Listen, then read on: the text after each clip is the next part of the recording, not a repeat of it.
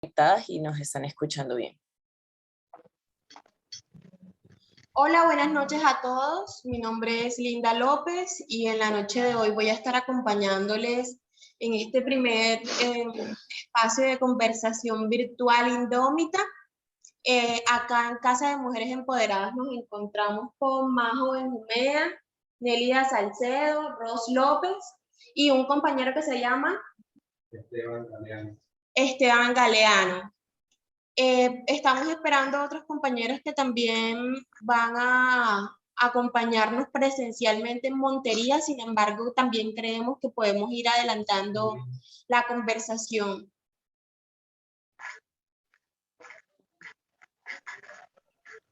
Súper, gracias, Linda. Si nos quisieras contar también cómo de qué se trata esta iniciativa de Indómitas, estas conversaciones sobre feminismo y derechos humanos. Bueno, Indómita es un espacio creado por la Corporación Feminista Caribeñas en 2019. Nace como la necesidad que tenemos las mujeres diversas, las mujeres jóvenes en Montería, para hablar sobre temas que nos conciernen como son pues los derechos humanos y el feminismo. Entonces tener como estos espacios de diálogos sociales para compartir experiencias, para compartir saberes, para compartir nuestros conocimientos. Entonces, como dentro de estas conversaciones o estos diálogos sociales, creemos que también tenemos un papel y una responsabilidad muy grande de hablar de política y de representación, de espacios de representación en los que nos vemos involucradas como mujeres. Pues precisamente hablando pues de este Indómita, hace 2 semanas tuvimos un Indómita en el que estuvimos hablando sobre aborto libre.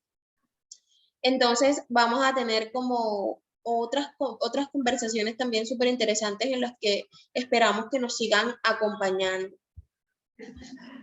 No está abierto, pero si se ve atrás, creo que debería estar un poquito más.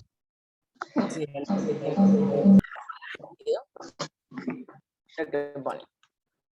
gracias. Sí, digamos, iniciativa que hemos hecho ya también hace varios años, también es como una posibilidad que nos permite a nosotras como una organización, digamos, exclusiva de mujeres lesbianas, bisexuales, de personas maricas, poder abrirnos y, digamos, como interpelar esos sentires que estamos como viviendo en este momento, digamos, como desde donde nos estamos enunciando nosotras en este momento, con la experiencia pues, de otras mujeres, con la experiencia de otros chicos también, como que puedan compartir alrededor de las temáticas que proponemos, ¿no? Pues justamente estamos tratando de organizar pues como unos videitos, no sé si algunas de ustedes vieron ese primer video que sacamos sobre las fake news en esta campaña electoral. Entonces estamos preparando pues un nuevo video que habla justamente sobre esos fundamentalismos, esos discursos de odio que se promueven sobre todo en estos escenarios electorales que estamos viviendo. Y como algunas campañas o algunos grupos justamente lo aprovechan como para capitalizarlo en función de su electorado, ¿no? Como en función de su candidatura.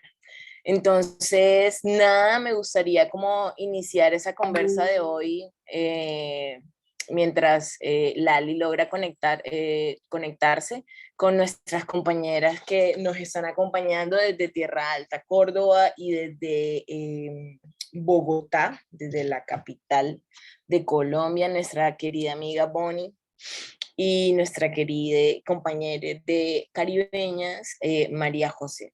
Entonces, un saludo a las chicas y a los chicos y chicas que están conectadas el día de hoy. Me gustaría entonces introducir a mis compañeros.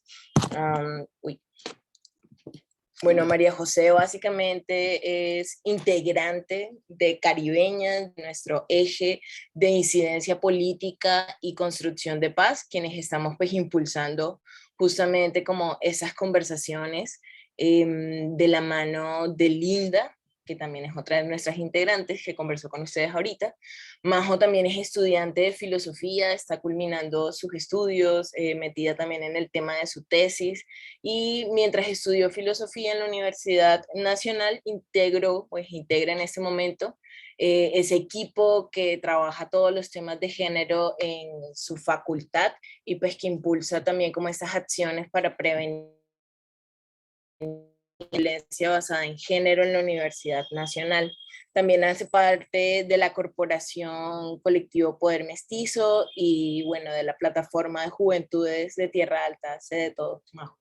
Muchísimas gracias por aceptar la invitación y muchísimas gracias a las personas que se conectan desde todos los lugares del Caribe. Qué emocionante escucharles porque, bueno, como vamos a ver ahora, este no es solo un espacio para escucharnos a nosotras, sino que ustedes van a tener la oportunidad de conversar y que esto se vuelva pues como una gran conversación entre todas. Por otro lado, nuestra compañera Bonnie. Bonnie es politóloga, marica, trabaja en procesos de comunicación estratégica, actualmente es presidenta de un poderoso centro de investigación y análisis de medios, es conocido como el Centro CIAM, y integrante, pues también es integrante del laboratorio Lupa y de la red de mujeres construyendo futuro, donde hacen unas cosas espectaculares y unos procesos súper bellos de emancipación, de empoderamiento de la mujer, ¿no? Entonces, le doy la bienvenida. Y bueno, me gustaría antes de darles la palabra explicar un poco la metodología que vamos a tener el día de hoy. Primero vamos a tener un momento que le hemos llamado como explayarse, que es básicamente como unas cuantas preguntas a nuestras invitadas para después pasar esas preguntas inesperadas que ustedes deben tener. Y pues también si más que una pregunta tienen un comentario, también es muy válido en este espacio, ¿no? Entonces vamos a tener ese momento de explayarnos, luego estas preguntas inesperadas de ustedes y posteriormente pues ya una participación mixta donde les invitamos no solo a preguntar, sino también a dar su opinión sobre este contexto, esta coyuntura tan importante que estamos viviendo en nuestro país, ¿no? Entonces, teniendo en cuenta eso, me gustaría recordarles que mi nombre es Tatiana Galera Cueto, yo hago parte también de Caribeñas, soy del eje de incidencia política y de construcción de paz, y bueno, nada, muy feliz de estar conversando sobre este tema que me apasiona y sobre todo como desde la lógica de ejercer la ciudadanía activamente, ¿no? Entonces, la primera pregunta se la tiro a Majo, que Majo está por allá en el centro, en la Casa de la Mujer Empoderada. Teniendo en cuenta que estas elecciones al nuevo Congreso sucedieron y digamos estamos en este recorrido a las elecciones presidenciales bastante sui generis, ¿cuáles son esos hitos de representación que tú identificas en este momento, ¿no? Como en esas actuales elecciones?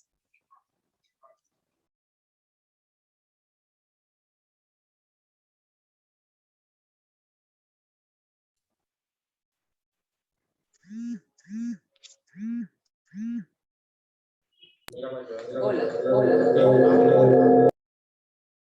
Bueno, ellas tienen problemillas técnicos allá.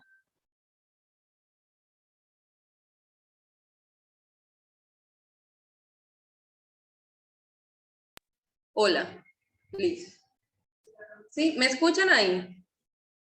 ¿Sí? Excelente. Tati, mil gracias, en serio que sí, por esta posibilidad, por gestionar estos espacios. Yo estoy encantadísima de compartir un panel con compas tan tesos y tesas, Lali, Bonnie. En serio, qué belleza estar acá encontrándonos con Bonnie nuevamente y con Lali, conocerle. Les saludo desde Montería. En estos momentos estamos en la Casa de la Mujer Empoderada, tal y como lo mencionó Tati, y con las ganas puestas junto a nuestras compas y nuestros compas que están acá a través de una proyección que estamos generando, pues saludarlas, enviarles mucho amor, amor feminista y poderoso, tal como tú lo has mencionado, y nada, entonces voy a iniciar con la intención de responder a esta primera pregunta. Cuando estaba pensando cómo construir una respuesta adecuada, especial para el panel y también para el público que hoy nos acompaña, pensaba como cuáles eran esos ejes de elegibilidad que me permitían como entender cuál apuesta iba a ser jerarquizada, cuál era importante a la hora de denunciarla acá. Y yo creo que sin duda tengo una visión situada, es decir, voy a empezar diciendo como algunas apuestas que me parecieron demarcaron una coyuntura política y en términos de mecánica electoral muy particular, porque reflejan una diferencia si hacemos un análisis histórico de las candidaturas que hemos tenido y las articulaciones que ahora se vienen presentando aparentemente con todas las diferencias, los problemas, los limitantes entre el movimiento social, luego un estallido sin precedentes en Colombia y ahora una posibilidad de traducir ese movimiento y esa potencia de los procesos sociales a una propuesta electoral y partidaria, ¿cierto? Entonces a mí me gustaría iniciar como mencionando una apuesta interesantísima que vimos hace un tiempo ya, y es específicamente la propuesta de apuesta feminista en la Convención Nacional Feminista, en la cual se propuso candidaturas presidenciales femeninas, específicamente en ese momento Ángela María Robledo y Francia Márquez. Yo creo que si bien esto se presentó de manera temprana en el marco de la mecánica electoral que hoy vemos a la presidencia y vicepresidencia, dar un golpe como en este sentido en términos teóricos y en términos prácticos, enseguida replanteó una coyuntura distinta con respecto a los movimientos digamos, los partidos tradicionales que se habían presentado hasta entonces. Asimismo, en algunas de estas conversaciones tan interesantes que tengo con mis compas politólogos, tales como Boni, estuvimos conversando por otro lado de las respuestas que tuvimos en términos nuevamente de mecánica electoral entre digamos, los resultados electorales que vivió el Partido Comunes y la posibilidad de comparar con el resultado electoral que vivió Estamos Listas, que en medio de todos los limitantes, digamos, en términos económicos, Estamos Listas se configura como una apuesta electoral por primera vez feminista en Colombia, y incluso haciendo esta comparación nos encontramos que lastimosamente luego del acuerdo de paz el Partido Comunes parece perder cierta legitimidad electoral, al menos en el marco de la totalidad de los E14, y esto ya sin duda nos muestra unos quiebres, nos genera preguntas, inquietudes sobre qué tanta capacidad de destruir la implementación de los acuerdos genera el gobierno Duque, y también qué tanta, digamos, posibilidad de disipar estas votaciones como voto crítico, como voto de opinión, sucedió luego de que ahora hubiese no solo candidaturas al Senado distintas, propias del pacto de Estamos Listas, algunas alternativas del Verde, sino también recordar que hubo candidaturas muy importantes en CITREP, que era lo que estábamos viviendo en nuestros territorios, como la representación a la Cámara, específicamente la Curul Especial de Paz. Pero para avanzar e ir redondeando, yo creo que sin duda otro hito fundamental podemos encontrar la candidatura a la vicepresidencia de Francia Márquez. Creo que era algo que no nos esperábamos en términos digamos, la ganancia tan importante que hubo en mecánica electoral de la votación de Francia, para ser la primera vez en la que ella ejercía una candidatura en comparación como, por ejemplo, la coalición Centro Esperanza, que definitivamente tuvo un resultado terrible para bien. Entonces, yo creo que, digamos, para cerrar estas observaciones como buenas en términos de representatividad, serían esas, pero yo creo que también hay que resaltar como las acciones dadas de las casas políticas tradicionales, por ejemplo, esta potencial adhesión de Luis Pérez al pacto histórico, que sin duda demarcó un debate gigantesco con respecto a asuntos morales y éticos del pacto. Asimismo, las decisiones de las casas políticas de Córdoba, como los Besailes, al lanzar a Saray Roballo y esta quedar electa la representación a la Cámara con su fórmula partidaria Senado. En Córdoba vivimos un fortalecimiento de las casas políticas tradicionales, Partido de la U, Partido Conservador y Partido Liberal, con todo el debate que conlleva hablar del Partido Liberal, porque entonces nos llevamos con una movida también importante por mencionar, y es la adhesión del Partido Liberal digamos, a la campaña en pro de la candidatura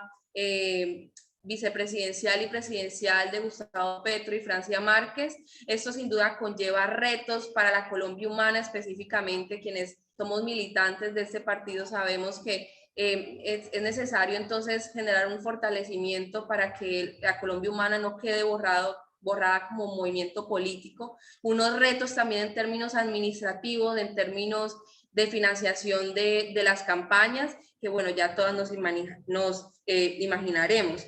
Y para cerrar, la relación que hay entre el Partido Liberal y el robo de la curul especial de paz en Córdoba es impresionante. Sucedió el 15 de marzo. El gobernador de Córdoba dijo que las candidaturas a CITREP en Córdoba pertenecían a las disidencias de la FARC.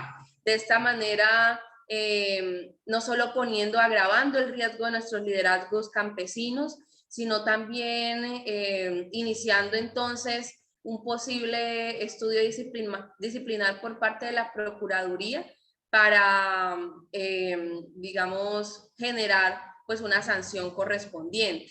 Entonces, a grandes rasgos, en Colombia estamos viviendo una reconfiguración diaria de la coyuntura. En Córdoba vivimos una situación complicadísima porque en otro lado hay un fortalecimiento de las posturas alternativas, pero acá al margen también encontramos un fortalecimiento de las casas políticas y un riesgo de la curul de paz, y eso sería como mi respuesta. Siento que incluso lo vimos llegar desde el mismo ejercicio electoral juvenil del que fuimos testigas, incluso partícipes en algunos casos, de los consejos municipales de juventud, en el que justamente había una expectativa muy grande frente al papel que iban a jugar los movimientos alternativos, los movimientos juveniles independientes dentro de estas elecciones, y vimos realmente con decepción cómo fue aplastante en muchos territorios también, como ese poder que aún tienen los partidos tradicionales en lo electoral, lo político electoral. Entonces, muchas gracias, Majo. Ya saben, pueden ir haciendo sus comentarios, sus preguntas desde ya en el chat. Y bueno, le tiro digamos, como un llamado a Bonnie para hacerle la siguiente pregunta, un poco dentro de ese contexto del análisis de medios y ese trabajo chévere que hacen muchas iniciativas populares de, por ejemplo, hacer verificación de las noticias falsas. Me gustaría saber cuáles han sido las más increíbles, digamos, las más vistas, las que más se han viralizado de esas fake news que hemos estado, digamos, como viendo durante estas elecciones o que se han movilizado en estos días, ¿no? Y digamos, si podría regalarnos unos consejos para evitar caer en estas fake news, para poder compartirle a nuestras mamás, a nuestras abuelas, y te doy la palabra con esta entrada. Muchas gracias. Un saludo a todas y a todos quienes estén en este momento. También decirles que en este momento nos encontramos acá con varios compañeros de Lupa. Que, bueno, no las alcanzo a ver, ahí están. Compañera, que estamos acá también pendientes y trabajando conjuntamente. Bueno, decimos que hablemos de las fake news en términos presidenciales, que fueron, digamos, las últimas, son las que, digamos, los comicios electorales que nos abocan próximamente, ya dentro de poco, algunas semanas, 2 semanas nada más. Las principales noticias, tenemos primero pues un ejercicio muy juicioso de parte de la campaña de Petro. Si ustedes van a la página de Petro, tiene toda un link de fake news, y en este momento se cuentan hasta el momento 54 fake news en el marco de la campaña del 2022, entre ellas la última y la más reciente, que tiene que ver con el apoyo que supuestamente dio Cones a Petro.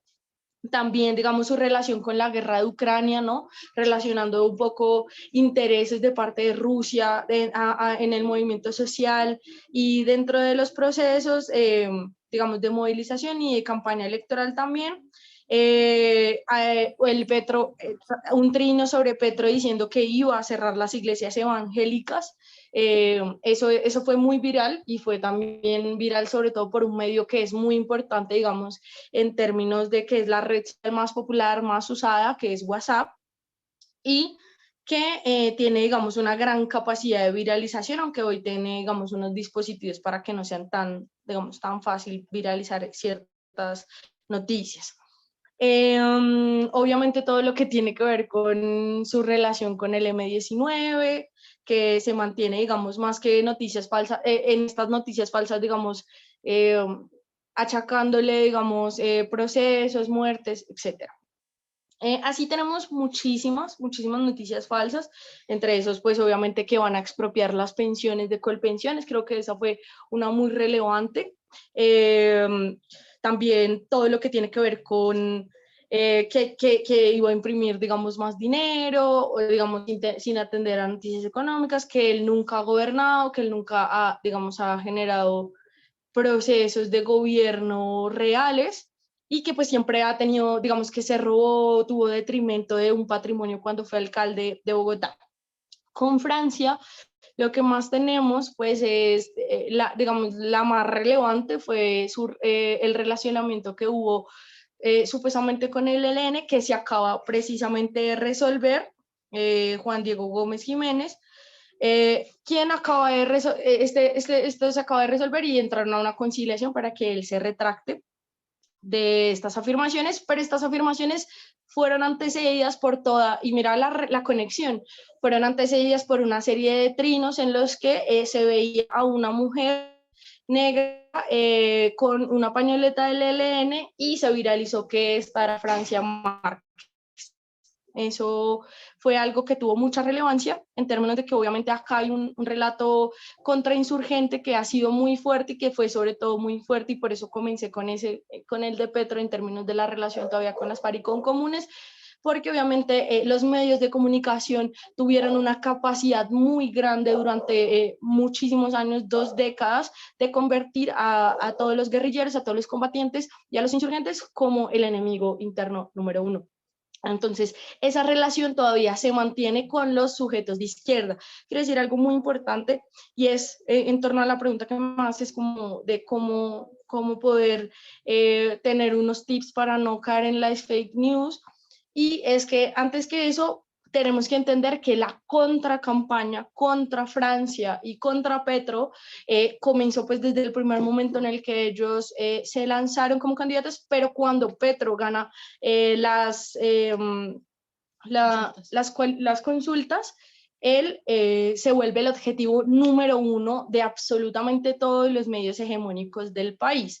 ¿Sí? Él y Francia se vuelven objetivos y también hay que decir que la capacidad hegemónica de producción mediática es bastante grande, que tienen los medios más importantes, más renombrados y obviamente con mayor capacidad de alcance. Esa es una capacidad que lamentablemente la izquierda no posee, que aún tiene una capacidad digamos, todavía tiene una incapacidad para construir unas piezas de viralización mediática mucho más sencillas que no tengan, digamos, un contenido tan fuerte. No estamos, y en eso ahí sí va el tip, es muy importante apostarle en este momento a todo lo que tiene que ver con los medios alternativos e independientes, que es un ejercicio que no tenemos, nosotras no tenemos la rigurosidad y la constancia de compartir y de circular, que además ayuda al algoritmo de redes a compartir la información de estos medios alternativos, sino que realmente nos dedicamos a compartir los medios hegemónicos y cuestionarlos. Entonces, nosotras y nosotras mismas no tenemos una disciplina de viralizar nuestros propios contenidos. Allí podemos encontrar, por ejemplo, una nueva red y un nuevo lugar de encuentro en el que a propósito nos encontramos el Centro de Investigación CIAM, que es la Alianza de Medios Independientes, donde pueden encontrar Desde Abajo, a Cabilando, a Canal 2, a Contagio Radio, a Colombia Informa, al Centro CIAM y otros espacios que venimos digamos, que nos venimos encontrando, reuniendo para poder construir toda una serie de productos e insumos de análisis críticos de la coyuntura que le permitan, digamos, a las ciudadanías, a los sujetos, a todas y a todas las personas que tienen acceso, digamos, también a la virtualidad, a poder compartir producciones críticas y con miradas diversas sobre la realidad y los acontecimientos. Entonces, tenemos que hacer un ejercicio muy fuerte de saber cuál es el origen de lo que estamos compartiendo, de lo que estamos viralizando, entendiendo igual que la capacidad que tiene la hegemonía y el establecimiento para producir contracampañas para los sujetos del movimiento social es muy fuerte, y que en eso precisamente hay que cualificarnos aún más, porque el ejercicio de la comunicación popular es un ejercicio muy desgastante, muy vertiginoso y pues también muy perseguido en el país. Entonces, claro que serían múltiples estrategias, entre ellas como influir o construir, apostarle dentro de nuestros procesos sociales y dentro de nuestros escenarios, a articular esfuerzos por construir parrillas conjuntas de programación alternativa. Creo que hay algo que no estamos haciendo desde algunas medidas, y es sentarnos a producir realmente espacios de análisis de la coyuntura donde pudiéramos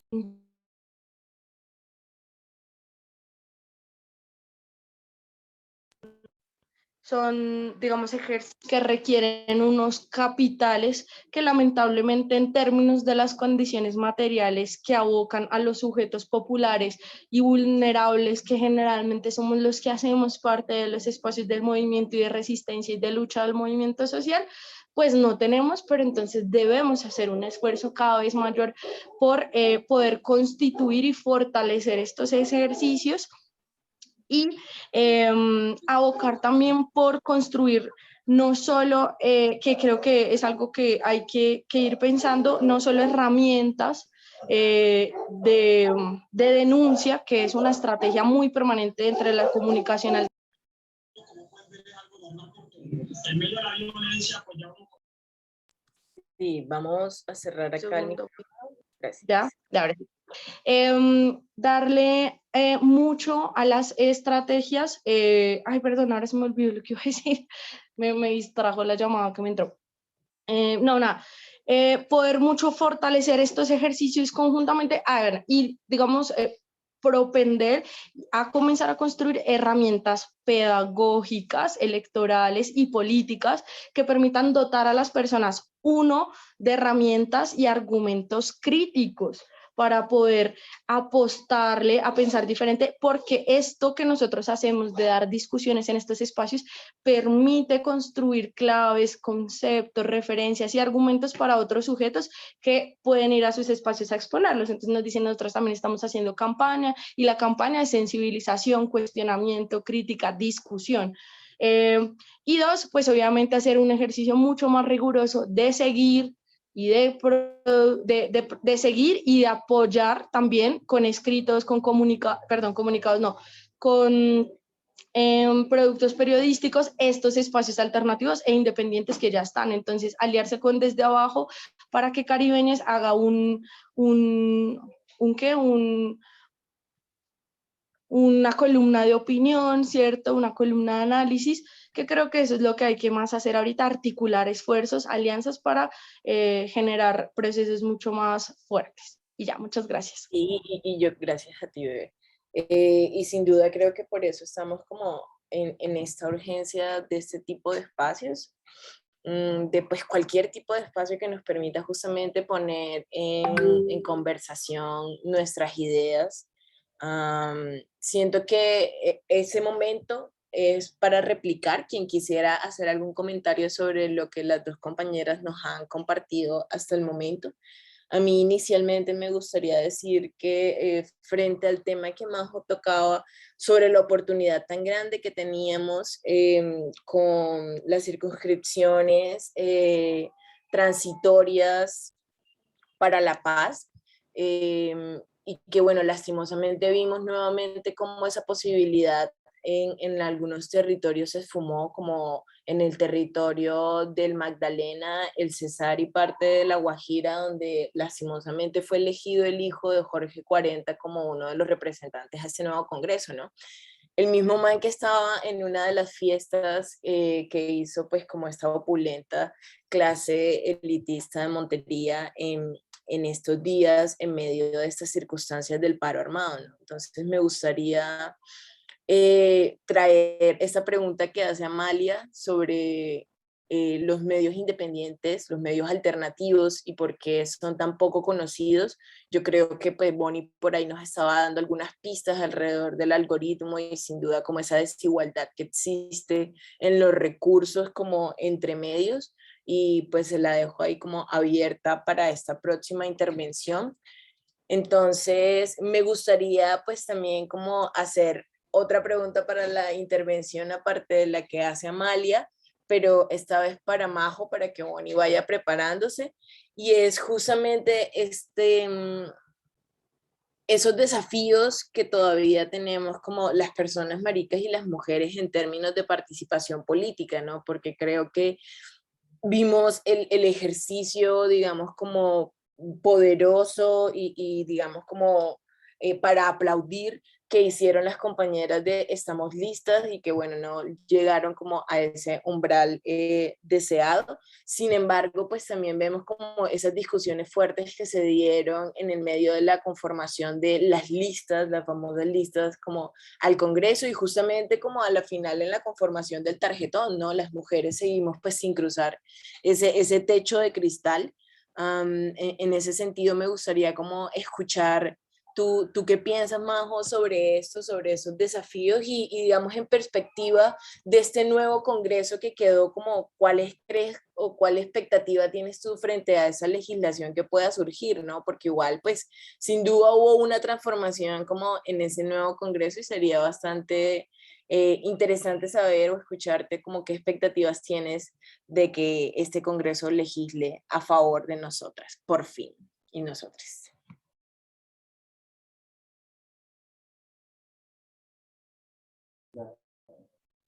Ok, bueno, pues en principio no es una respuesta fácil de responder, no es una pregunta fácil de responder. Me gustaría decir que en medio de los desafíos que tenemos en estos momentos en términos políticos, sin duda está el cuidado de la vida. Yo creo que en estos momentos, aún en nuestros territorios, tener una apuesta alternativa puede seguir costando la vida y son cosas que en otros lugares ya no existen, por ejemplo, o ya no existen de la misma forma, ¿no? Bajo una continuidad específica que sucede en nuestro departamento, hablo específicamente de Córdoba, y es, no sé, yo a veces tengo la posibilidad de comparar lo que sucede acá en términos de estas elecciones con las apuestas que hay en Bogotá a la hora de, por ejemplo, cuestionar una candidatura a la representación a la Cámara o una candidatura al Senado proveniente de nuestro departamento, y me encuentro con que allá hay unas posibilidades de generar apuestas y propuestas de un talante significativo en términos de transformación de estructuras y modelos políticos económicos que acá todavía no se pueden presentar porque sigue costando la vida, dado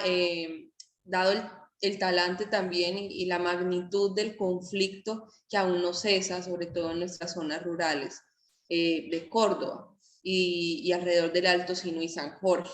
Entonces, si bien hay que destacar, por ejemplo, las 20 curules que el pacto histórico ha logrado hasta el momento, las curules que gozan de una representatividad sí, como importante, por ejemplo, en el Partido Verde, en el Polo.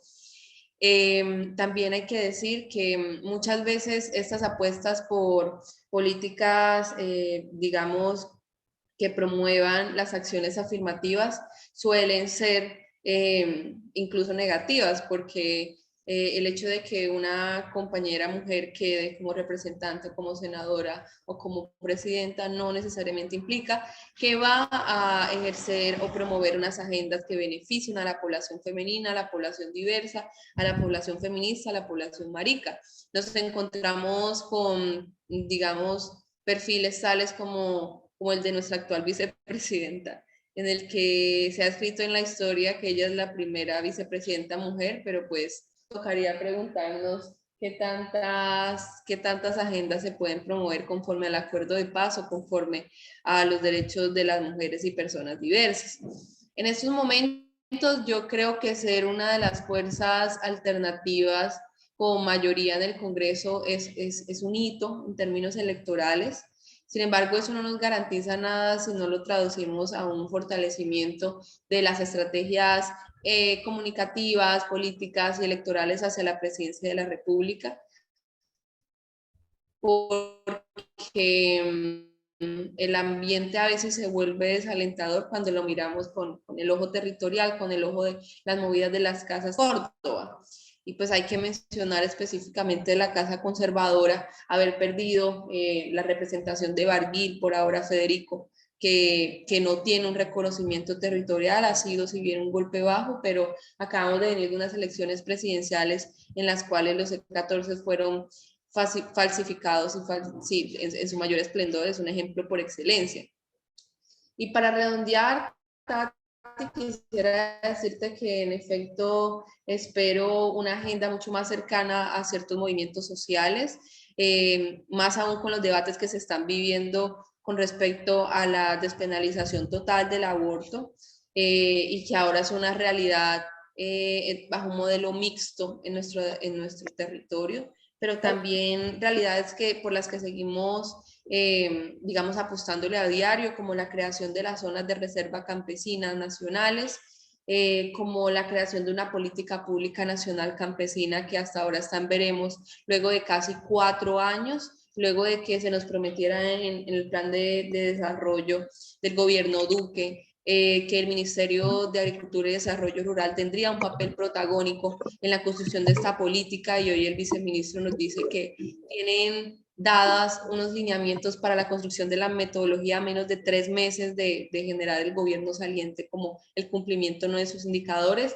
Nos encontramos también con asuntos tales como la obligación de la firma de los contratos de derechos de uso por parte de la dirección del Programa Integral de Sustitución de Cultivos de Uso Ilícito, que a grandes rasgos es como denotar la voluntariedad que tuvieron nuestras campesinas y campesinos que en ese momento cultivaban coca por transitar digamos, a fortalecer una economía formal y en otro tipo de plantas, y que ahora el gobierno les ha incumplido, de esa manera incumpliendo también el punto 4 del acuerdo. Y un cúmulo de elementos que siguen presentando unos retos que en pocas palabras, como hay retos gigantescos. Recuerdo mucho la coyuntura que vivió AMLO en México, y hoy me pregunto como qué posibilidades tendremos de repetir algunos elementos que lastimosamente se han vivido en gobiernos progresistas de América Latina, para bien, para mal, pero también para bien, ¿no? Entonces, mi llamado también en medio de lo que espero y lo que no espero es a seguir fortaleciendo el movimiento social, los procesos en la calle, la protesta, porque hay que cogobernar, en dado caso seamos gobierno, esperemos que sí, seamos en efecto la materialidad de esta alternativa de poder que se nos presenta, para seguir exigiendo el cumplimiento de nuestras agendas en las calles, que es de donde venimos.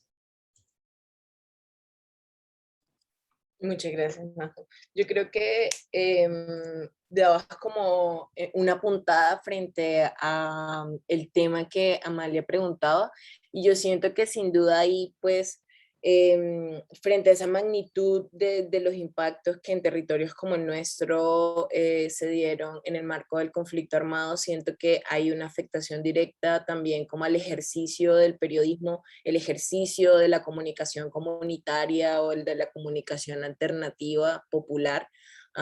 y que eso, digamos, traído a un contexto actual de hipermediación, de redes sociales, de, digamos, como diversificar las formas en las que consumimos la información, también pues podría reflejarse sin duda como en la baja cobertura que estos medios tienen en ocasiones, ¿no?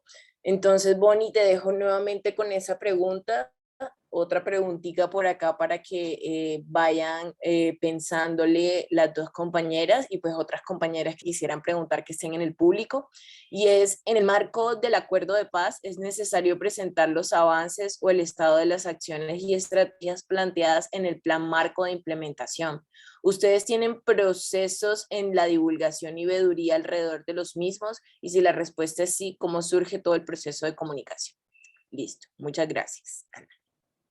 Entonces, la vamos masticando. Mientras tanto, yo creo que pues tenemos como cositas que decir ahí alrededor de la instancia especial de mujeres, por ejemplo. Sin embargo, me gustaría darle la palabra a Bonnie para que nos converse sobre el tema que proponía Amalia de los medios independientes, pero también que nos vaya adelantando como desde digamos, el escenario que estamos viviendo regionalmente en Latinoamérica. ¿Cómo te imaginas o cómo divisas tú como un futuro político viable para Colombia? Sin duda, como en el futuro más optimista.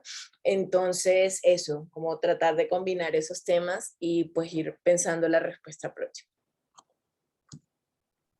Listo, entonces voy con la de medios alternativos, ¿sí? Eso es.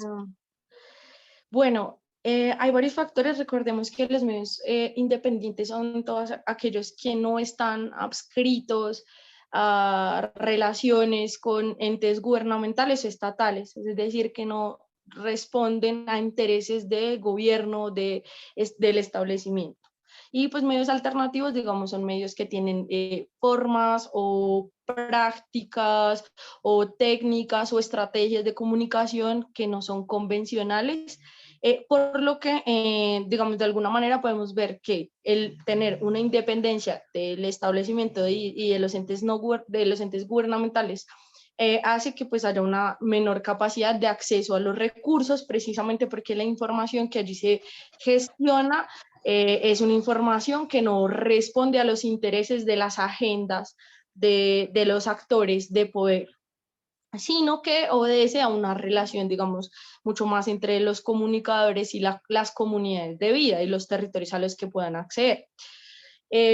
Además, los medios alternativos, por tener estrategias de comunicación diversas, poco convencionales, pues requieren de capitales, tanto económicos como en términos de materiales, mucho más difíciles de acceder. Recordemos que además la comunicación requiere una inversión muy alta, tanto en capacidades técnicas como en recursos, como en herramientas, en equipos. Se necesitan cámaras, se necesitan computadores con una alta capacidad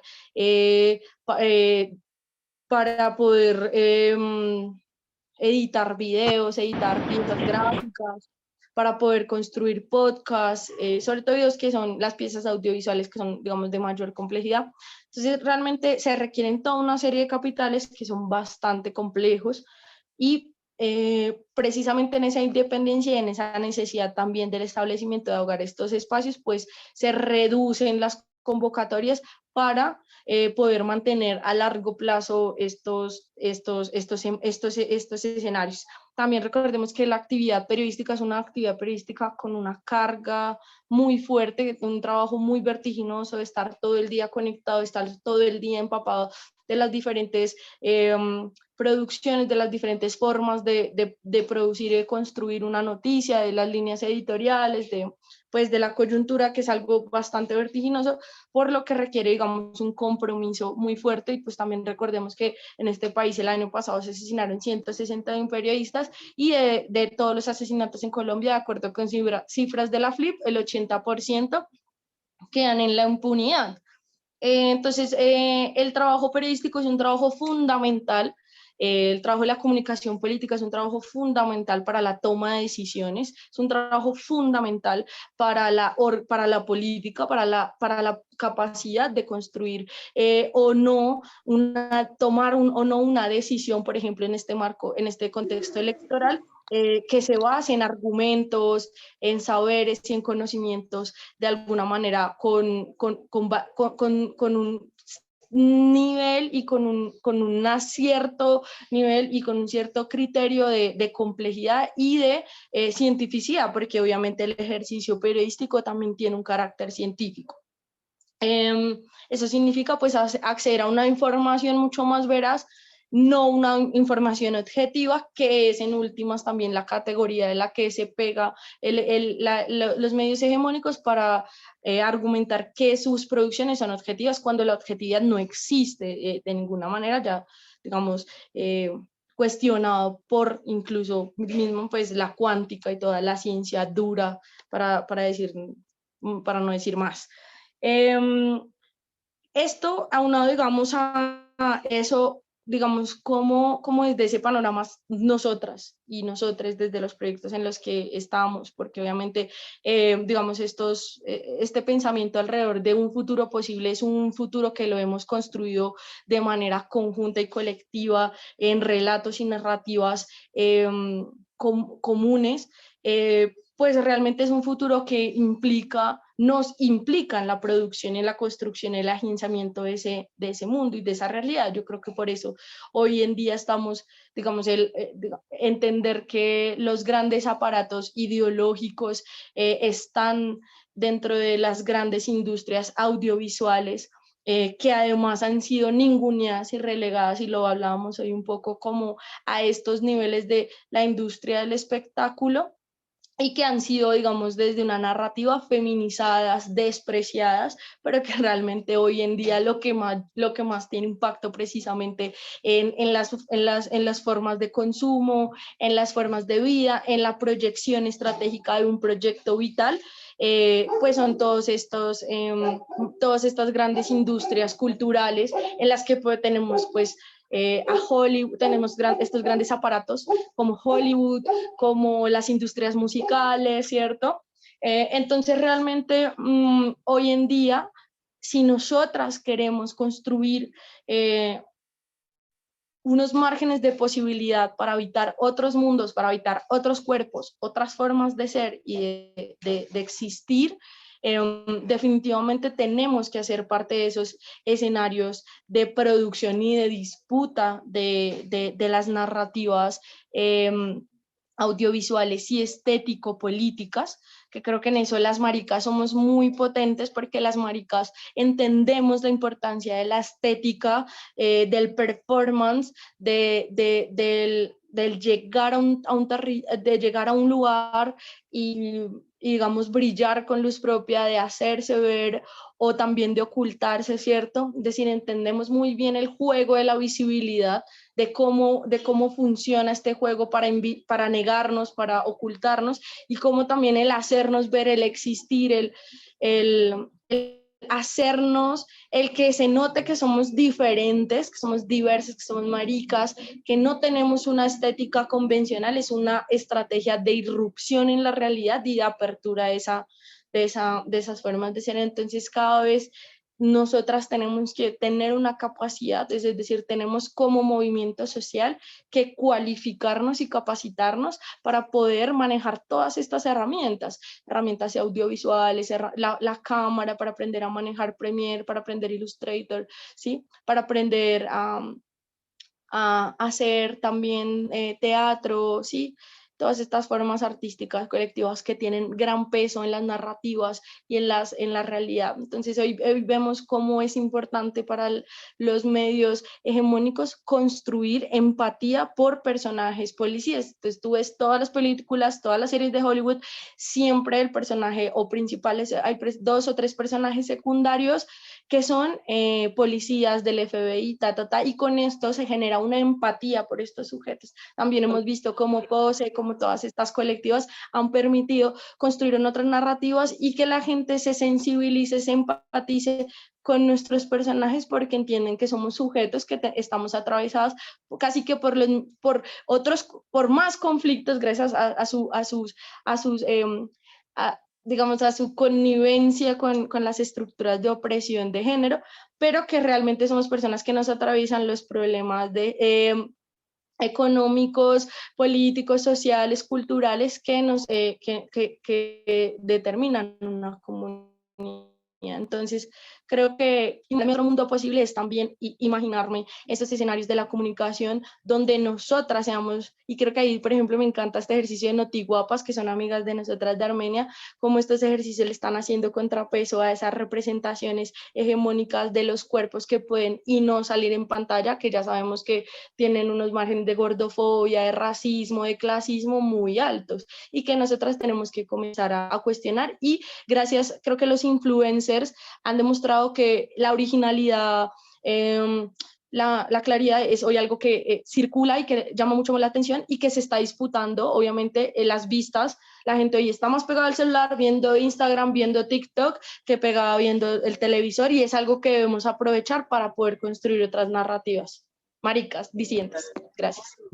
No, aprovecho para decirles a las personas que...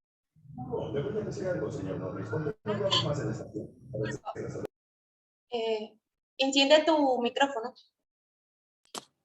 Yo estaba atacada hablando, mejor dicho. Y les estaba diciendo que sigan a Siam en redes sociales. Bonnie, si nos puedes compartir pues el link acá directamente, tú sabes, para el copy-paste.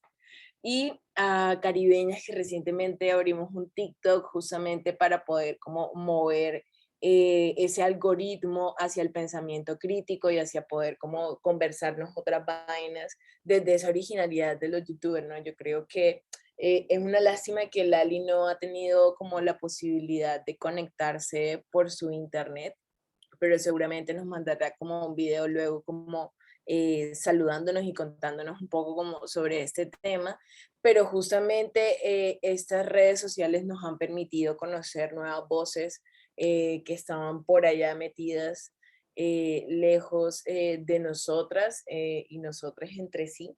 Y bueno, qué poderoso poder encontrarnos en ese sentido. Me gustaría como responder un poco a la pregunta que hacía Ana. Lali está en Guapi, Guapi Cauca, eso es, digamos, la costa pacífica colombiana en el sur del país.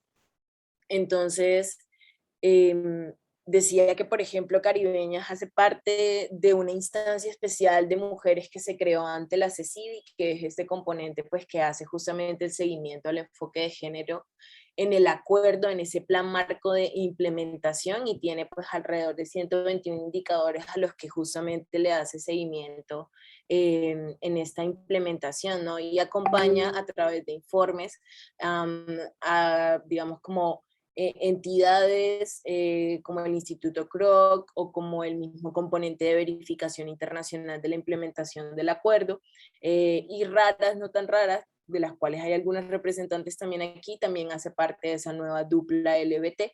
La situación en ese momento es la siguiente, y es que la instancia especial de mujeres ha mandado una carta al gobierno saliente para que no se haga el popular loco, porque no ha digamos, formalizado esta nueva instancia en su parte que integra esa CECIBI, que es integrado por parte del gobierno y por parte de comunes, que eran las antiguas FARC, para quien no sabe.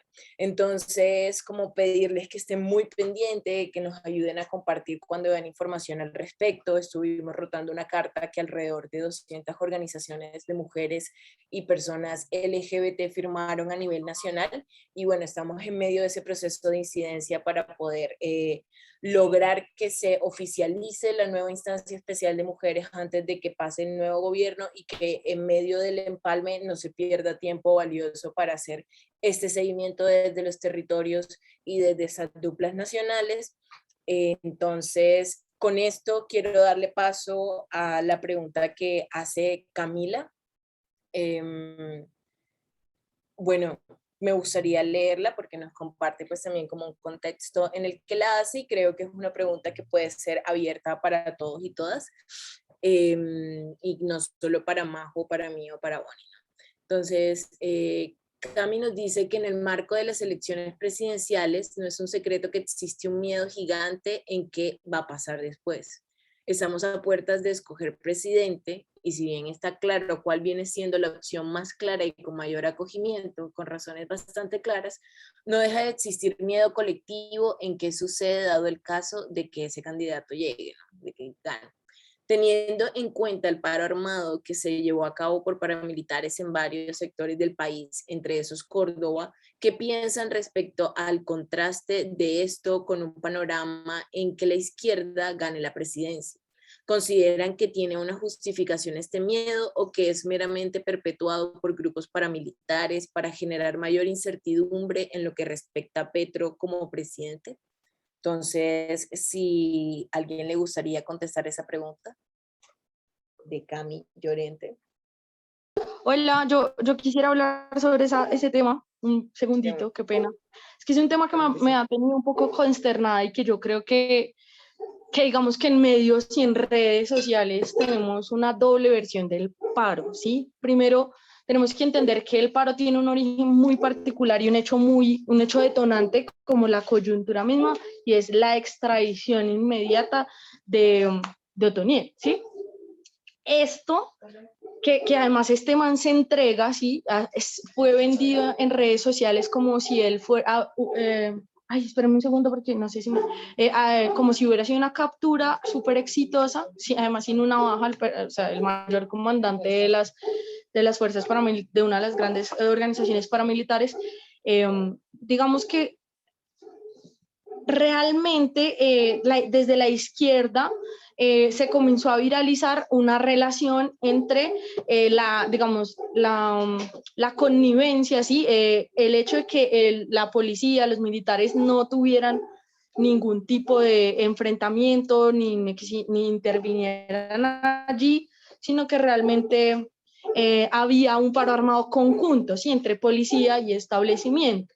Sin embargo, si nosotros, o sea, es decir, digamos un paro armado conjunto. Sin embargo, si nosotras entendemos que el paro armado obedece a digamos, a un enfrentamiento entre las estructuras armadas paramilitares y las élites gamonales terratenientes, ¿sí? Porque realmente lo que podemos decir es que este man estaba intentando negociar, ¿cierto? Y iba a contar la verdad para obviamente generar impunidad, etcétera, pero que esto iba en contra, evidentemente, digamos, de los intereses de fichas claves de la élite gamonal terrateniente, hacendataria y paramilitar de Colombia, para ponerle todos los apelativos que necesita. Entonces realmente tenemos un mismo hecho con dos narrativas, o sea, parece que haya sido el establecimiento, o sea, policías y fuerzas militares con paramilitares los que están haciendo el paro armado, pero al mismo tiempo el paro armado lo que responde es a armadamente contra precisamente los líderes de las estructuras paramilitares, porque es que recordemos, y es que yo creo que a la gente a veces se nos olvida, que es que los paramilitares no son la élite gamonal terrateniente paramilitar, que son los paramilitares, pero que son los jefes, son las cabezas, ellos no son los que ponen el cuerpo. Recordemos que, igual que en las estructuras militares, estos sujetos fueron sujetos empobrecidos, o sea, ya no están los hijos de la élite poniendo, siendo los generales o los comandantes no, esos sujetos son sujetos precarizados, empobrecidos y hipervulnerabilizados, que fueron los únicos sujetos que tuvieron la única condición de vida o por X o Y decidieron tomar las armas para proteger, ¿cierto?, los feudos de estos sujetos.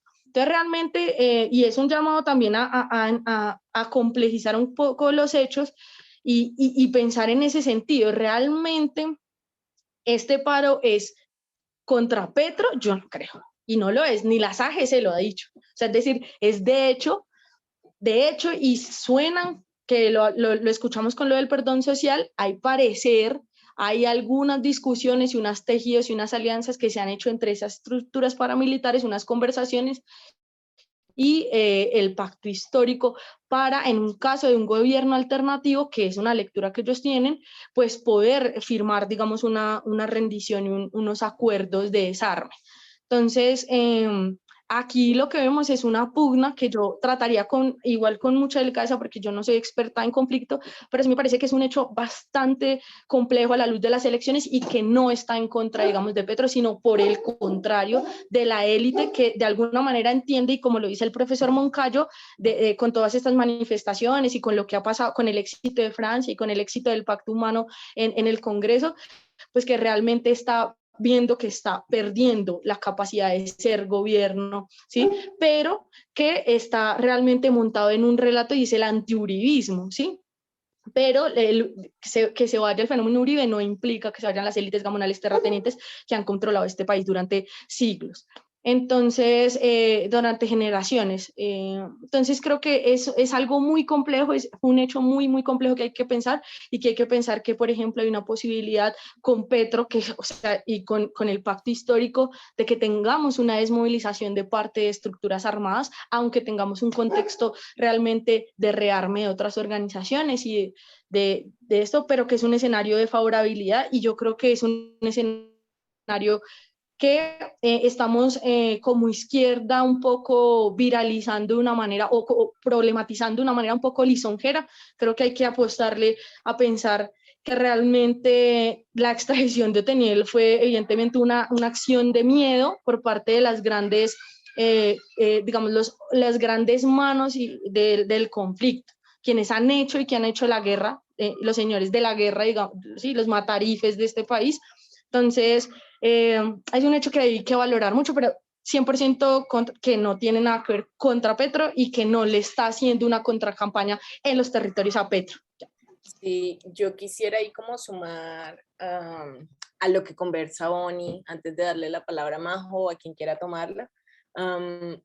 Yo siento que hay otras candidaturas que me dan un poco más de miedo, ¿no? Pues no en ese sentido militar, porque yo creo que aquí un poco hay muchos riesgos sin dudas, pero uno de los riesgos es esta, digamos, dificultades o problemáticas que se están generando al interior de las fuerzas militares, en términos inconstitucionales frente a la participación como de algunos de sus generales dentro de la contienda electoral, y que siento que a la final eso puede generar fisuras, o sea, no por nada existe esa norma, ¿no? Existe en función de prevenir o de garantizar la no repetición de actos bélicos que se han dado en el marco de nuestra democracia anteriormente, en una democracia bastante frágil, bastante incompleta, ¿no? Entonces, siento que por un lado, por ahí, Cami, de pronto también hay como una sensación de miedos que existen. Yo coincido un poco con lo que dice Bonnie, pero sumo en el entendido de que creo que una oportunidad que se tiene con algunas de las candidaturas que proponen justamente continuar por la senda de las conversaciones y por tratar o propender porque las salidas a los conflictos sean justamente negociadas y a través de diálogos y de acuerdos como el que hemos estado viviendo, de poder retomar justamente ese camino de la implementación de este acuerdo final para la paz como se debe. Que eso implica, entre muchas cosas, como continuar y darle mucho más valor a lo que pasa en el marco de la Jurisdicción Especial para la Paz, y pues justamente ese legado que deja la Comisión para el Esclarecimiento de la Verdad, ¿no? Pero por otro lado, esas candidaturas que más me dan miedo son las que presentan unos retrocesos narrativos, discursivos, que se transforman en, digamos, actos reales de violencia y discriminación contra nosotras, como lo son los que basan sus propuestas y discursos en los fundamentalismos, ¿no? O en los mismos discursos de odio contra las mujeres, contra las personas maricas, contra las personas racializadas, contra las personas empobrecidas.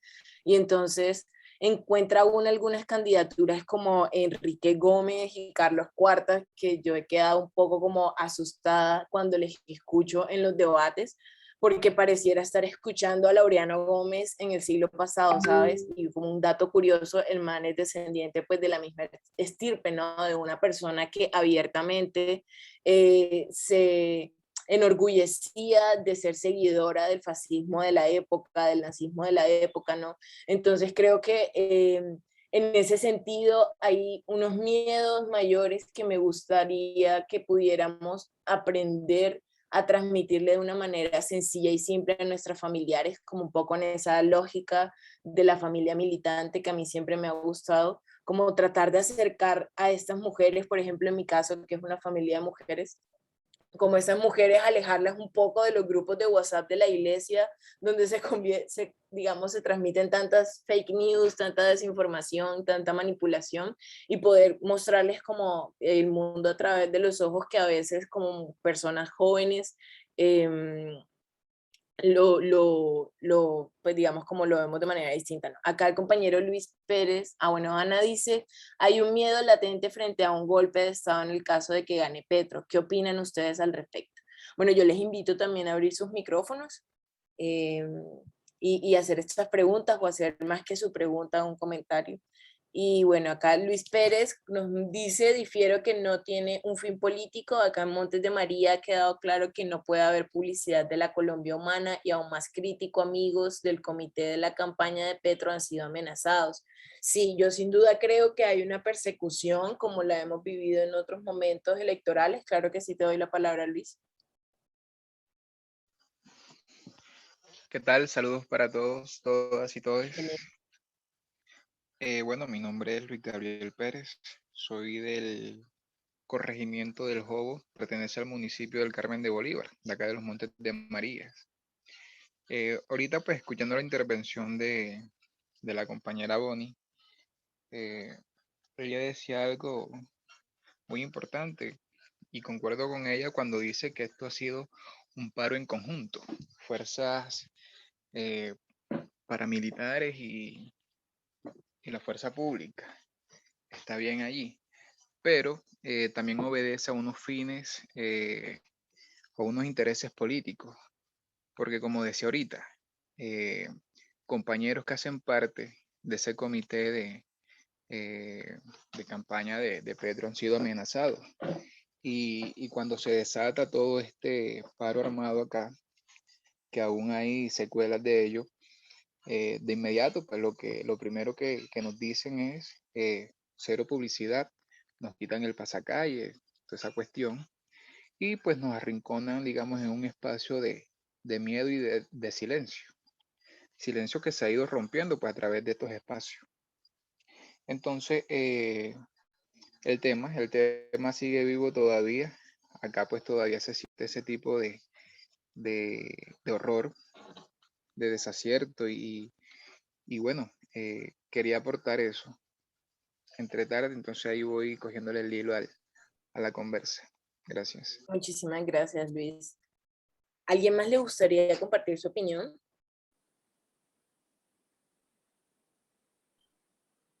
Amalia, por favor.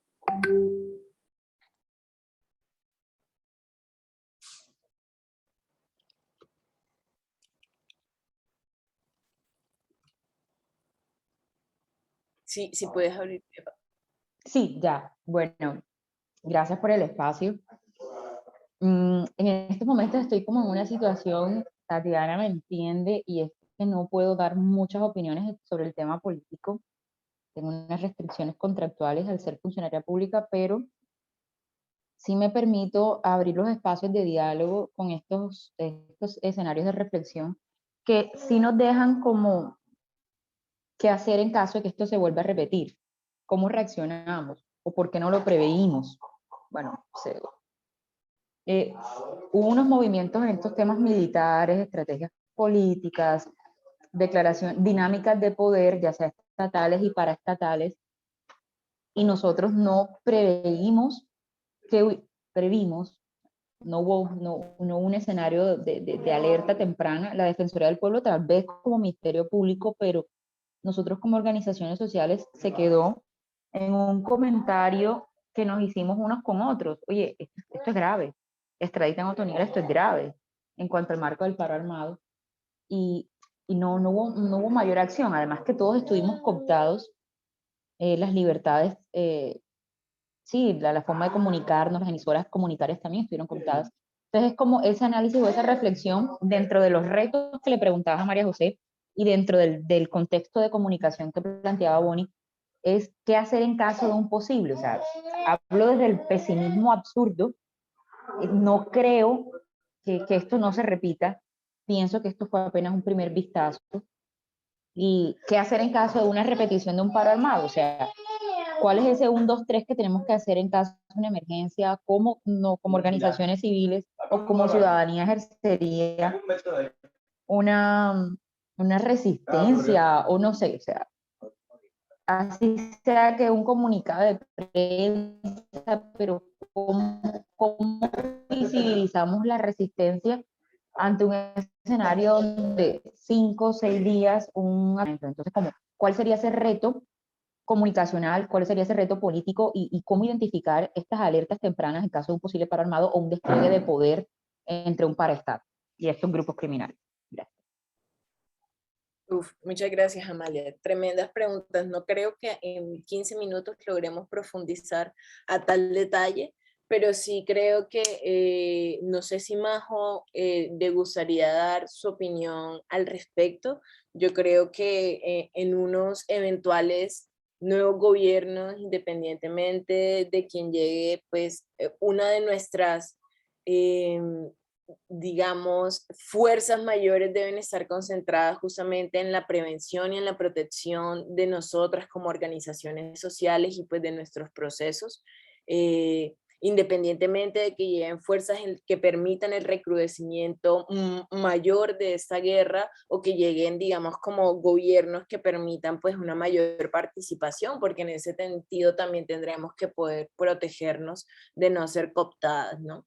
Entonces siento que ojalá podamos tener una nueva defensoría. Yo pues como lo digo desde mi opinión personal, no en representación de Caribeñas, sí siento que hay pues como unas necesidades de transformación, como de esas direcciones de los entes justamente que están especializados para la protección de la ciudadanía, como la defensoría, como la misma procuraduría, y siento que sin duda un abrazo y una potenciación o digamos como un espaldarazo a la JEP podría como favorecer que se garantice el acceso a la verdad, se garantice el acceso pues como a la reparación de las víctimas de estos, digamos, como personas, como digamos, lo que representa Otoniel. Y bueno, nada, en lo posible poder contar como con mayor respaldo para esa implementación y sin duda como cambios ante Fiscalía, Defensoría y Procuraduría. Entonces le doy la palabra a Majo y nuevamente a Amalia y Pavón y como para que nos dé su comentario.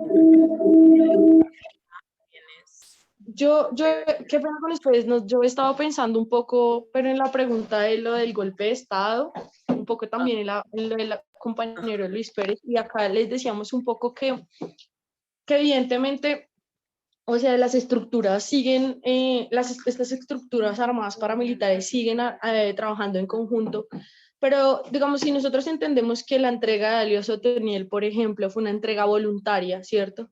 Una entrega voluntaria a la que responde el gobierno, digamos, para no querer que haya un proceso de verdad, justicia, reparación en el marco de la JEP, pues lo extraditan con unos intereses muy particulares y es que no hablen, pero el hecho de que haya una respuesta armada, ¿cierto?, de estos grupos, y lo que nos dice es que había una relación digamos, de comunicación todavía entre las estructuras armadas y Otoniel, o sea, es decir, únicamente lo que estaba en juego no era solo la verdad que iba a contar Otoniel, sino una posible otra cosa. ¿Sí? Eso es algo que nosotras tendríamos que valorar y por eso en ese sentido yo respondía que el paro armado no necesariamente responde a la coyuntura electoral, sino que es el hecho detonante mismo y pues unos intríngulis que en términos de lo que implica la guerra y las alianzas políticas pues todavía no se han manifestado. Entonces yo creo que realmente el paro armado realmente es cuestionando, ¿cierto?, la autoridad de estas élites gamonales terratenientes que en últimas, ustedes entenderán que las estructuras paramilitares tienen estructuras descentralizadas de poder, o sea, es decir, no todas funcionan, sino que funcionan como mercenarios, como ejércitos privados de las élites, pero también con estas estructuras establecidas. Digamos eso como para un poquito aclarar mi posicionalidad respecto a la complejidad del paro armado y digamos a a su potencialidad en este contexto de escenario, porque realmente en este, igual sigue siendo la gente, digamos, de las regiones, del territorio, la que pues es víctima de estos conflictos, pero conflictos que están funcionando en niveles que obviamente salen de nuestras capacidades de agencia y digamos, de poder, pues obviamente enfrentar con nuestros cuerpos o con otras herramientas, pues las armas y las balas, que realmente son pues armas de destrucción. Entonces, de las que no hay posibilidad de cuestionar, sino que tenemos que construir otras estrategias, ya sea como gobierno o como movimiento social, desde la institucionalidad o desde otros escenarios, pues apostarle a formas de transformación y desarme de estas estructuras, que además tiene que ver pues con solidificar económicamente los territorios, dar posibilidad de educación y otras condiciones de vida.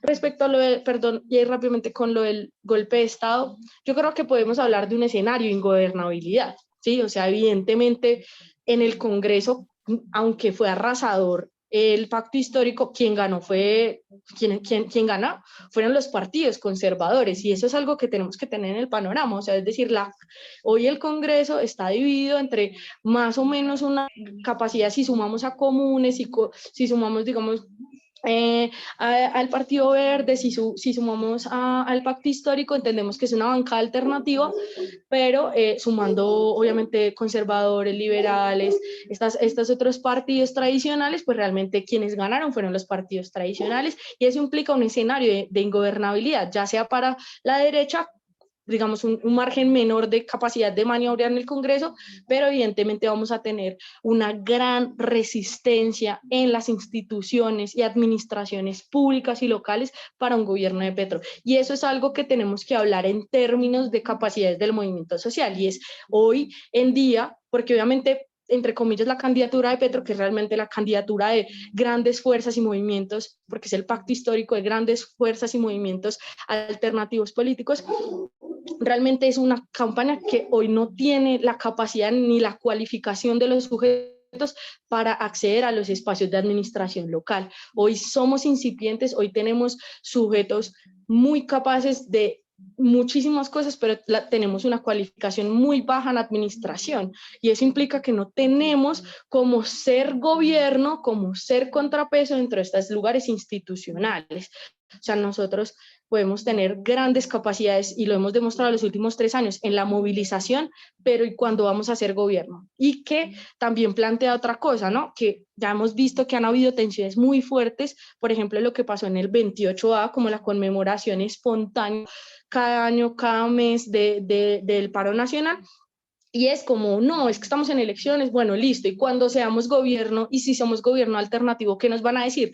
No cierren la vía panamericana, porque es que ahora somos gobierno y esas no son las formas, ¿sí? O sea, es decir, también tenemos que cuestionar cuáles van a ser los discursos y las narrativas desde la institucionalidad, entendiendo que ni siquiera tampoco tenemos capacidad fuerte de sujetos y de capacidad técnica de estar en esos escenarios digamos, que requieren de alguna manera técnicamente ciertos capacidades. Entonces, un escenario de ingobernabilidad es fáctico, ¿sí? Y un escenario de confrontación, de disputa es evidente. Un escenario de un golpe de Estado, pues tendríamos que pensarlo, porque realmente igual nosotros hemos estado, digamos, en golpes de Estado soft. Por ejemplo, la derecha colombiana estuvo involucrada totalmente en el golpe, los intentos y los sistemáticos intentos de incursión en Venezuela, ¿sí? Toda la desestabilización económica, política que allá ocurrió, estuvo liderada por gente como Pastrana y como Uribe, y por una derecha asesina, criminal y paramilitar. Entonces, no habría que tener miedo. Además, acá tenemos bases militares norteamericanas, ASFOC,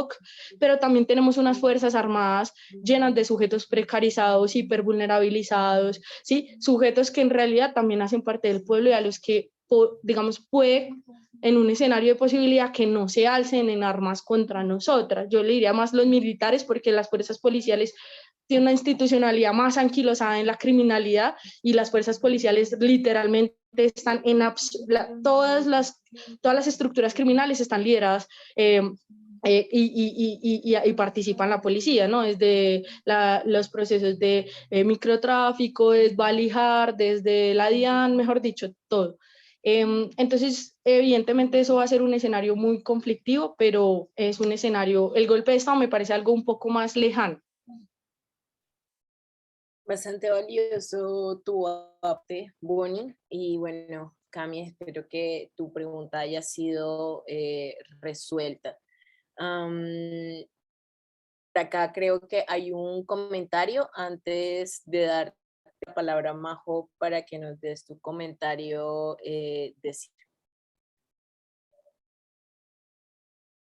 Ana María, ¿estás alzando la mano? Ahí yo estaba alzando la manita. Hola, ¿cómo están? Qué pena la pinta ahí de pijama, es que llegué hoy a Bogotá, entonces esto está muy helado y ya había perdido la costumbre. Espero que se encuentren muy bien. Mi pregunta, un poco como, o no alejándonos, sino también tocando otros temas que son muy importantes tanto en zonas urbanas y rurales, como lo es la generación de ingresos y la economía del cuidado. Estos candidatos que en este momento están postulados, solo uno de ellos o solo una apuesta habla sobre los temas de cuidado, pero en sí no son tan precisos. Siento que la apuesta sobre economía del cuidado en lo que se expuso, en los planteamientos que se expusieron, que yo sé es que son muy generales dentro de la apuesta del pacto histórico como tal.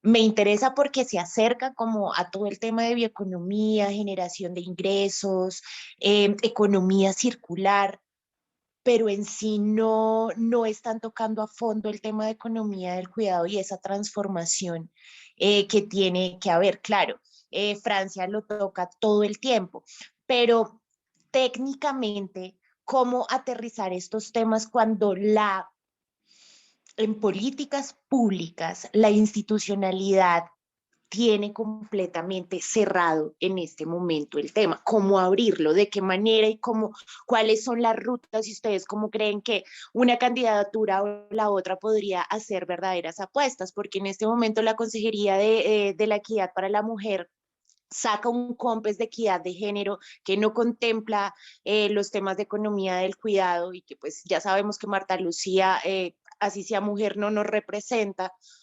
Pero cómo hacer esto realidad y dejarlo, no quiero que esto se quede en el discurso, ¿no? Y a veces ese es de pronto el miedo que me da frente a unas apuestas muy gruesas, cómo aterrizar esas apuestas de generación de ingresos atadas a la economía del cuidado para un próximo gobierno, de qué manera la sociedad civil puede involucrar esas apuestas y cómo desde estos movimientos que ustedes están liderando lo están viendo y lo están contemplando, porque desde muchos estudios, la economía del cuidado, sin economía del cuidado no hay economía, no hay sustento, pero en una economía como la que tenemos en este momento extractivista, que es lo que se ha llevado en un modelo económico de apertura económica de más de 30 años, no la ha contemplado. ¿Cómo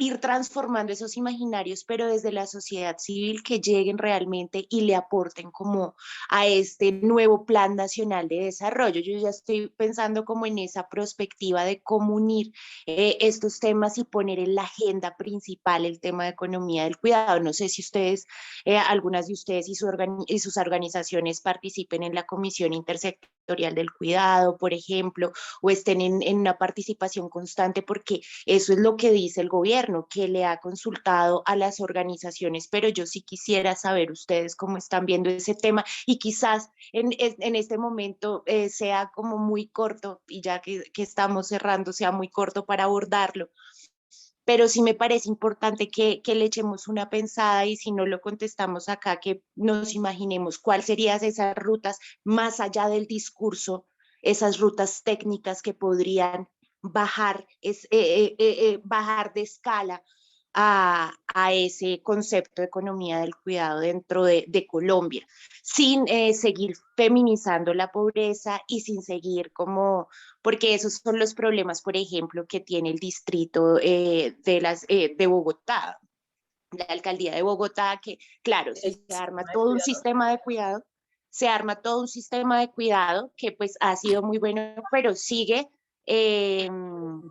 dejando a las mujeres o a la población más bien femenina a cargo de estas actividades y no hay unas estrategias claras para que esto pueda cambiar el chip, que es una transformación también cultural. Las actividades de cuidado deben ser de todas, todos y todes, pero eso, lo que más se acerca en este momento es lo que está pasando en el distrito de Medellín y acá en Bogotá, pero realmente no son acciones que estén transformando como tal. Tal vez estoy dándoles muy duro a las chicas, pero es desde ese punto de vista que también creo que en temas de elecciones, claro, el conflicto armado abarca todo esto, atraviesa estos temas, pero en propuestas concretas yo no he visto en ninguna de las candidaturas algo muy concreto respecto a la generación de ingresos y la economía del cuidado.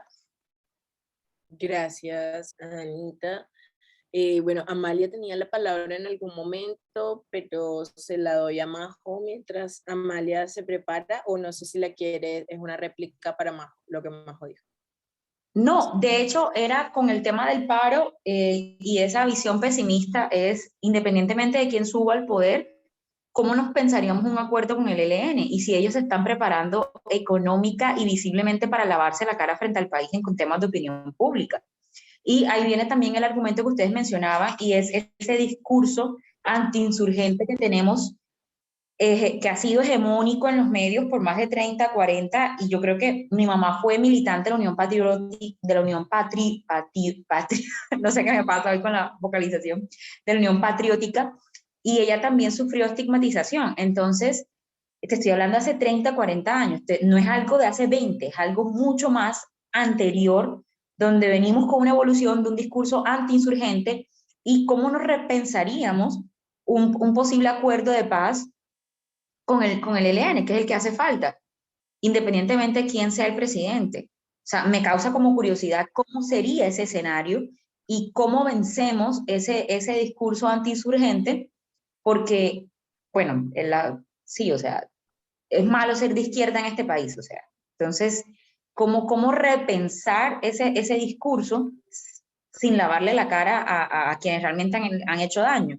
Entonces, no sé, como me pongo como en ese escenario así prospectivo, aquí a 2, 3 años, ¡pum!, se inician conversaciones con el ELN y nuevamente el discurso antiinsurgente, y luego vuelve a subir la derecha, no sé. Me pienso ese escenario a 3 años. Que continúa, ¿no? Un poco como... Exacto, esa misma dinámica, pero era como ese escenario. Y yo sé que deben finalizar, entonces como que ahí era como dejar esa pullita reflexiva al futuro. Bonnie, Yo ¿vas a quería hacer decir una cosita chiquitica, y es que Amalia dice, recordemos que nos queda solo el ELN, no, recordemos que nos quedan también unas disidencias muy complejas como la segunda Marquetalia en armas, digamos, con una también, digamos, con una expectativa política, aunque, digamos, en la materialidad, pues en unas dinámicas de narcotráfico y de agenciamiento del poder de otras formas. Y también nos quedan otras disidencias como las de Guacho y las de Mordisco, que aunque reclaman un carácter político, también tiene otras complejidades. Entonces recordemos que no serían los últimos actores armados, digamos, con un carácter político que quedarían en el territorio y con los que también quedaría una tarea, no solo obviamente por, digamos, caracterizarlo, sino también pues en un eventual proceso de desarme, pues pensar en eso.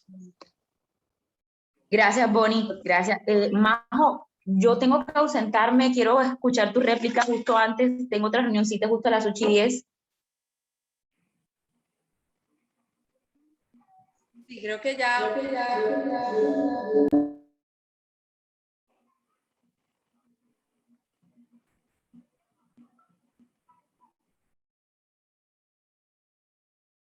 Estoy silenciada. ¿Ya? Listo. Ahí se escucha. Sí, ok. Wow, yo saludo un montón las intervenciones previas a esta. Específicamente saludo a Amalia, saludo a Ana María, Me parece súper importante lo que acaban de mencionar. Yo venía como con la libreta escribiendo como algunos elementos de cada intervención, pero me parece un poco quisquilloso como hacerlo de esa forma. Entonces quisiera hacer como unos comentarios muy generales y unas palabras para cerrar. Bueno, con respecto a esta política de cuidado, ¿qué hacemos? A ver, les cuento, hemos hecho algo. Yo soy el enlace programático de la campaña departamental en Córdoba, y cuando tuve la reunión con el enlace nacional, Tania, y pues con los encargados en términos pedagógicos y didácticos de la campaña, me presentaron los 6 ejes del programa de gobierno, Petro presidente, Francia Márquez vicepresidente. Dentro de esos ejes hablaban de unos enfoques transversales, había un debate teórico y pues hay como todos los temas conforme a, por ejemplo, Colombia, inicio de una era de paz, tránsitos de economías extractivistas a otro tipo de economías, el problema de las drogas, etc. Y a mí me llamó mucho la atención, contándoles aquí en confianza, que cada eje tenía como un nombre y un subtítulo. Y el cambio es por las mujeres, era así, como el cambio es por las mujeres, luego una pasaba a las diapositivas y aparecía como Sistema Nacional de Cuidado, bla, bla, bla, 3 puntos. Y el resto digamos, de temáticas estaba súper detallado. Por ejemplo, el inicio de una era de paz, hablaban detalladamente sobre un acuerdo con el ELN, pero no se mencionaba hasta ese momento un acuerdo específico que tuviese en cuenta lo que contienen los territorios más allá de la abarcabilidad que tiene el ELN, y hablo específicamente de Córdoba, donde tenemos una presencia mucho más fortalecida del Clan del Golfo, del paramilitarismo. Lo que hicimos en ese momento, un poco la metodología, era hacer unas asambleas que por temas de inscripción de la candidatura tenían que ser virtuales, y pues los enlaces departamentales, en este caso para Córdoba, hacían la sistematización a través del acompañamiento de 5 personas más, entre esas Nélida me acompañó, en las copas de caribeñas estaban ahí como un poco fortaleciendo este proceso. Yo me quedé con este punto del cambio es con las mujeres, y me pareció bastante particular que solamente entraron, éramos como 5 personas en la sala, incluyéndome. 2 de ellas no pertenecían a Córdoba, era gente de Barranquilla. Y en términos de avance había pocas claridades sobre cómo aterrizar esto. Entonces yo creo que en principio, intentando generar una conversa contigo, Ana, hacen falta, yo les llamaría de la filosofía como unas herramientas hermenéuticas que nos permitan dotar de sentido precisamente esas experiencias a partir de las cuales se podrían generar líneas base que permitirían el avance de, en este caso, una política pública o una materialización de las sugerencias de las comisiones intersectoriales, si mal no estoy, interseccionales, de las que tú nos mencionas. No hay que olvidar que digamos, la importancia sobre los feminismos y los procesos de mujeres es un debate sumamente nuevo en comparación con otros debates, muchas gracias, en comparación con otros debates que tenemos en términos históricos, y eso genera unos retos tanto en el movimiento social y político como en los procesos teóricos y en las apuestas político-militantes, tales como SIAM y como Lupa, que hoy nos acompaña. A lo que quiero llegar es que incluso dentro de la campaña hay debates fuertísimos frente a qué estamos buscando en materia de género, de carácter disruptivo, si hacemos una mirada histórica de lo que nos han presentado las políticas públicas con enfoques de género en Colombia, ¿no? Entonces es como mencionarte que, bueno, otro hito que me gustaría como compartir, hace poco estuvo nuestro candidato en Saga de Oro, hizo un evento se llamaba Petro Escucha, y este evento tenía algo muy particular, y era que el centro del espacio no era Gustavo, sino la gente que quería hablar. iban a hablar dentro de 3 ejes transversales. Uno era Colombia, potencia para la economía, el otro era Colombia, potencia social, y la otra era cambios con las mujeres. Cuando nos repartimos en delegaciones dentro del espacio de Ciénaga, delegamos, sí, como en esas delegaciones habían compas que se encargaban de generar unos listados por medio de los cuales se hacía un filtro de quienes iban a hablar. Aquí entre nos, dentro de toda la convocatoria, la fila más corta fue el Cambios con las Mujeres. 8 mujeres hicieron esa fila. En las otras tuvimos que hacer filtro de más de 30 personas, todos hombres, y eso ya sin duda denota unos retos gigantes, pero son apuestas que pueden ser conversadas dentro de la campaña con todas las tensiones políticas y administrativas que esto genera. Yo creo, nuevamente recalco la importancia del cogobierno. Que lleguemos al poder no significa que vamos a tener un cambio de modelo en términos de cuidado, en este caso que es tu pregunta, que en serio nos permita como un avance a través del cierre de brechas en términos de acceso a bienes que garanticen los derechos humanos, específicamente de poblaciones tan precarizadas como la femenina y la feminizada.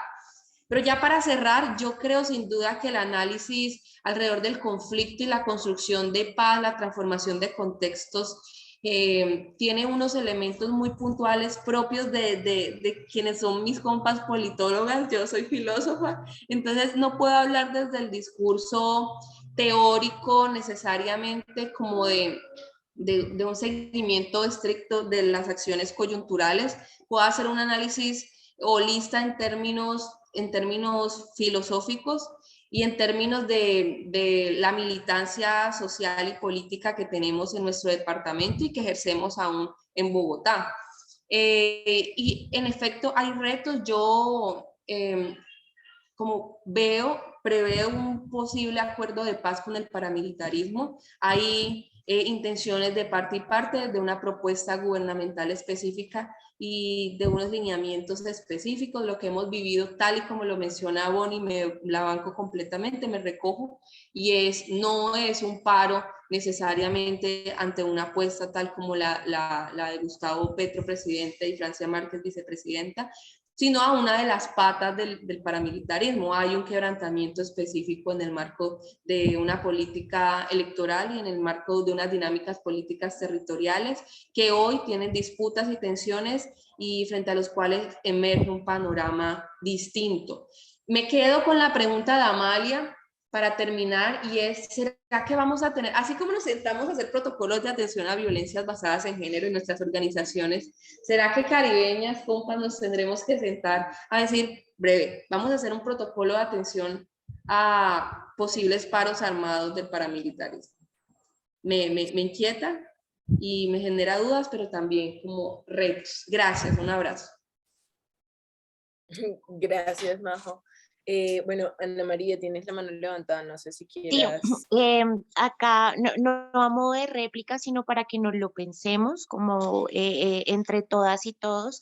Hay un reto muy importante que si logramos dar ese cambio, creo que estaríamos más que bien servidas la población femenina en general con este cambio, y es incluir a las actividades del cuidado o a las actividades no remuneradas de trabajo no remunerado dentro de las cuentas nacionales donde se contabiliza todo, porque la economía del cuidado a Colombia le aporta más o menos alrededor del 2% del PIB, que son 182 billones de pesos. Eso está calculado en una cuenta satélite. Una cuenta satélite es el paso primero para llegar a esas cuentas nacionales. Las cuentas nacionales es cuando ya entra en la economía y ya empieza a monetizarse este tipo de actividades. Entonces, no sé, para la construcción desde las bases, desde los trabajos que hacemos cuando nos vayamos ya a reunir, a construir el Plan Nacional de Desarrollo, esa podría ser,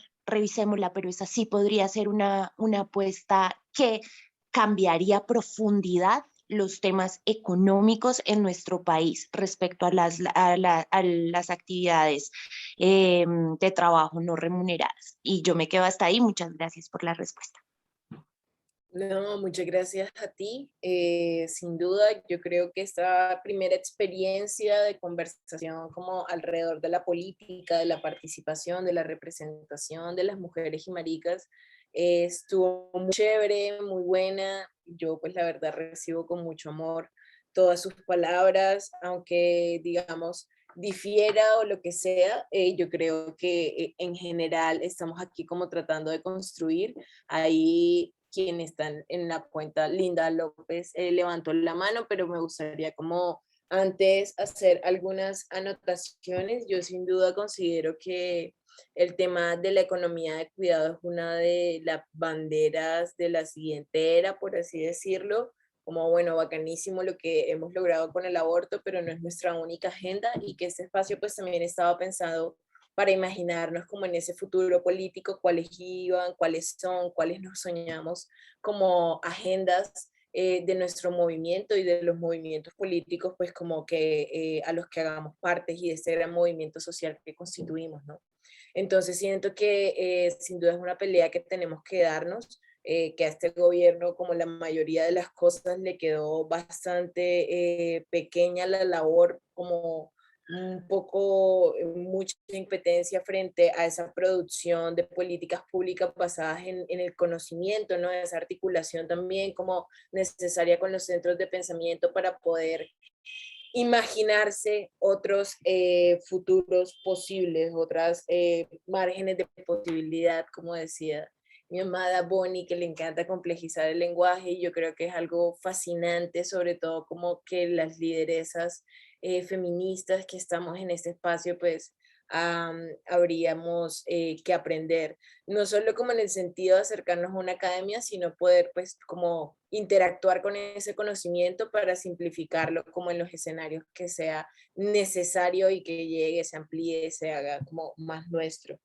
Y pues me gustaría como cerrar, despedirme yo antes de darle la palabra a Linda, agradeciendo a Majo, agradeciendo a Bonnie, a las compas que están por allá escuchándonos en vivo y a todas las personas que se conectaron a este Zoom desde tantos lugares del Caribe. Me alegra mucho que hayamos tenido la posibilidad de escuchar esta conversación, que más que una invitación a votar por una coalición o una candidatura específica, sin duda es con la intención de que nos preparemos y que asumamos pues como las riendas de este país, de este camino, como decía este man. Si no lo hacemos en ese momento, ¿quién lo va a hacer? O bien, no dejemos que lo sigan haciendo estas personas por nosotras, ¿sabes? Es momento sin duda como de llegar de esa resistencia al poder, ¿no? Entonces, Linda, muchísimas gracias y te doy la palabra para que cierres el espacio. Un abrazo. No, Tati, únicamente agradecerle a las personas que nos acompañaron el día de hoy en esta Indómita, pues decirles que este espacio se va a estar replicando cada 15 días con temáticas diferentes, que esperamos encontrarles nuevamente aquí. Darle las gracias a la colectiva Raras No Tan Raras de Barranquilla por hacer posible este espacio por medio de Zoom, que sin ellas no hubiera sido posible. Y saludarles, pues despedirme de ustedes con un gran abrazo.